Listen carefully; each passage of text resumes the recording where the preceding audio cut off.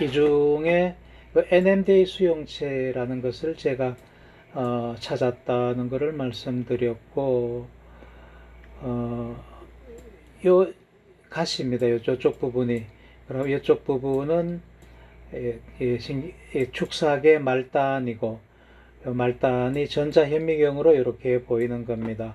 조금 더 크게 확대하면 이렇죠. 요 하나하나가 연접소포라 그랬고, 연접소포 속에 신경전달 물질이 들었다 그랬습니다.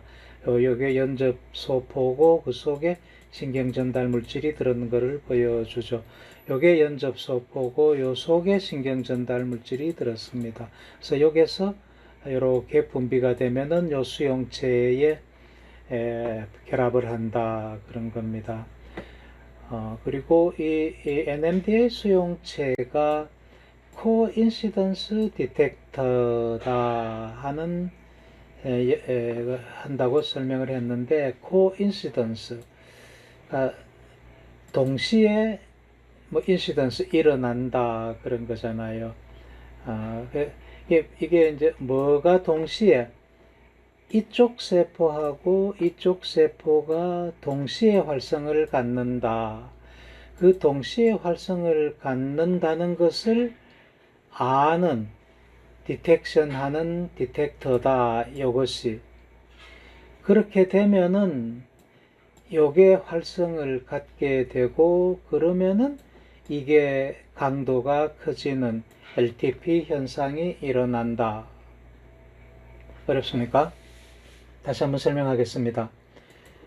이게 연결 강도가 커지려면은 커지는 방법이 여기서는 실험적으로 배양한 신경세포와, 이건 배양한 신경세포가 아니고 해마를 잘라가지고 해마요 단편을 여기에, 여기 같으면 축삭을 초당 한 100번씩, 100번 정도 강하게 이 앞에 신경세포를 자극을 했어요.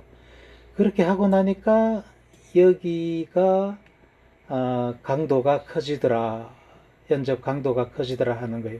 그래서 여기에서는, 이 실험에서는 이쪽 신경세포, 신호를 주는 신경세포를 강하게 자극하는 방법으로 이거를 LTP로 강도가 커지는 걸로 유도를 한 거를 이 실험에서 보여주는 거고, 다른 한 방법으로는 이쪽 세포하고 이쪽 세포를 동시에 자극하는 것, 그게 사실은 우리 뇌에서 일어나는 현상이잖아요.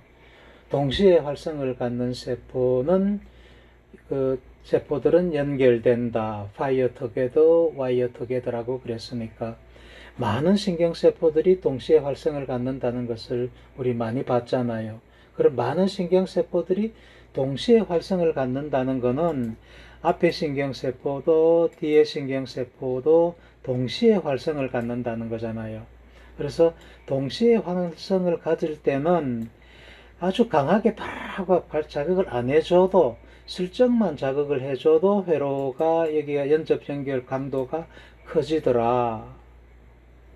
앞에하고 다르죠. 앞에는 강하게 축삭만 자극을 할 때는 강하게 자극을 해줘야 되고, 그 다음에 지금 여기에서는 앞뒤를 동시에 활성을 갖게 할 때는 그냥 한 번만 쿡 하고 자극을 해줘도 이게 LTP로 가더라.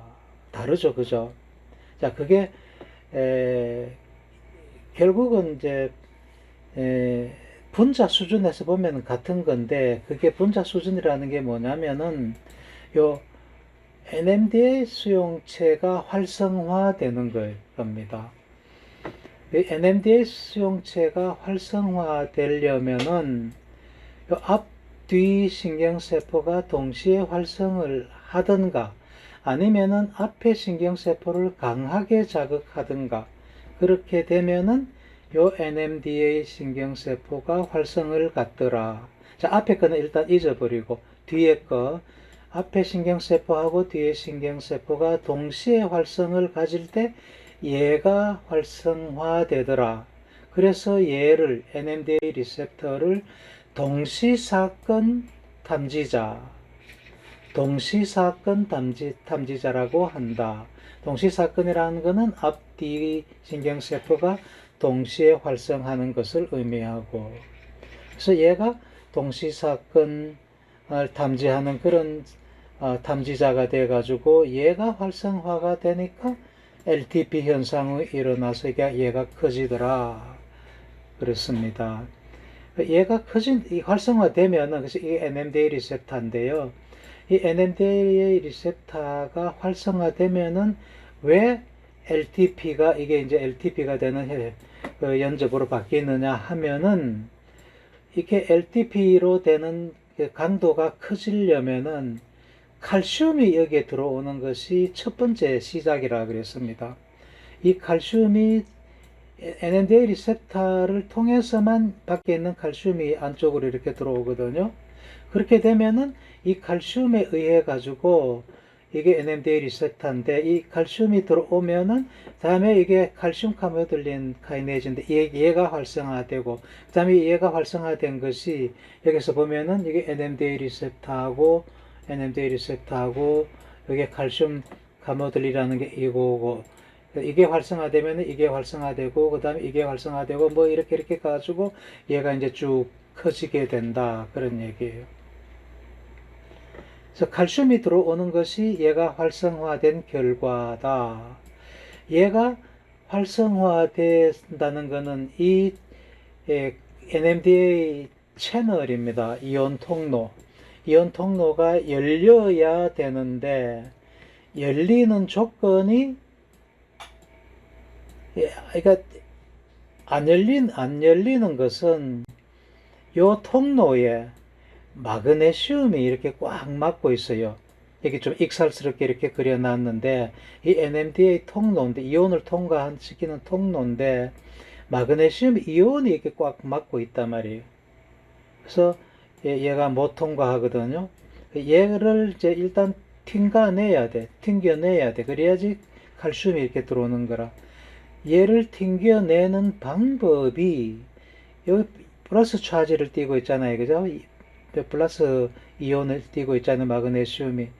여기에 플러스 차지를 띠고서 이렇게 가만히 있으니까 얘를 떠밀어내는 방법은 이쪽 부분을 플러스로 만드는 방법이에요.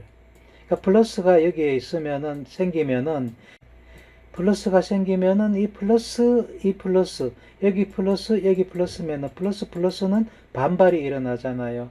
그래서 얘가 튕겨나가면은 이 칼슘 이온이 이제 이게 열렸으니까 들어오게 되거든요. 자, 그런 방식으로 얘가 활성화된다는 거죠. 얘를 그래서 이쪽 부분을, 이 가시 부분을, 이거를 플러스로 만들어야 되는데, 원래는 이제 마이너스 차지를 띠고 있거든요. 그래서 이걸 플러스로 만들어야 된단 말이에요. 이 플러스로 만드는 방법이 이제 두 가지라는 거예요. 이쪽 신경세포, 그러니까 이쪽 신경세포를 그냥 자극을 해버리면은, 정기적인 자극을 주면은 얘가 이런 상태에서 이런 상태로 바뀌어져요. 안쪽이 플러스가 된다면, 그러면은 마그네슘이 튕겨져 나가지고 이렇게 LTP로 가겠죠. 자, 그게 앞뒤 신경세포를 동시에 활성화하게 하는 거고, 다음에 앞에 신경세포를 굉장히 강하게 자극한다는 것은, 얘를 강하게 자극하면은 얘 때문에 이쪽에 여기에 PSP가 생긴다 그랬잖아요. PSP가 생기는 게 요거거든요. 이렇게 되는 게 PSP가 생기는 거예요. 안쪽이 플러스로 바뀌는 게. 그런데 그냥 약하게 자극해 가지고는 이 플러스로 되는 게 이게 크지가 않아. 그래서 계속 세게 자극을 해줘야지 이런 상태에서 충분히 이쪽으로 플러스가 된단 말이에요. 그제서야 얘가 열리는 거라. 그러면은 칼슘이 들어오게 된다. 자, 그래서 요 LTP를 만드는, 유도하는 방법이 두 가지가 있는데, 앞쪽을 굉장히 강하게 자극하는 방법, 아니면은 앞뒤를 동시에 활성화시키는 방법, 실험적으로는 그런 두 가지 방법이 있고, 실제로 우리 뇌에서 일어나는 거는 앞뒤 신경세포가 동시에 활성을 갖는 그런 경우가 태반일 거다. 거의 대부분 그런 경우일 거다. 그런 겁니다. LTP가 일어나는 과정을 좀 자세하게 설명을 했는데, 물론 몰라도 뭐 되는 내용이지만은, 뇌에서 일어나는 그런 현상들을 뭐 조금 맛보기 위해 가지고, 이게 이제 이렇게 일어나는 거를, 그러니까 이 연접 강도가 강해지고 약해지는 거를 연접 가소성이라 그랬고, 이 연접 가소성은 방금 설명한 그런 과정을 거쳐서 우리 뇌에서는 연접 가소성이 일어난단 말이에요. 자, 그 결과로 연접이 더 강해지는 현상이 나타난다. 또 반대로 되면 이제 연접이 약해지는 현상이 나타나는데 뭐 그까지는 설명을 하지는 않겠습니다. 어쨌든 그런 과정들을 거쳐서 연접이 강해지고 약해진다. 자, 그런 성격이 있는 그런 성질이 있는 연접을 헤비안 시냅스라 그런다 그랬습니다. 그죠? 헤베 연접이다. 헤비안 시냅스다. 그렇게 한다 그랬는데, 그래서 그걸 우리는 알았어요. 그죠? 이런 방법으로 연접이 더 강해지는구나. 그런데 이런 현상을 실리콘 칩에서 구현을 한단 말이에요. 우리 학습 동안에 이런 현상이 일어나서 그게 결과적으로 기억으로 남는데,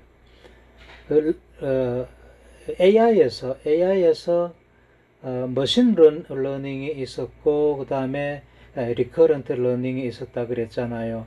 근데 리커런트 러닝은 이런 학습을 하는 그런 AI라. 그래서 이 프로그래머들이 어떤 식으로 해가지고 이런 거를 모방해 놨다는 겁니다. 대단한 사람들이죠, 그죠?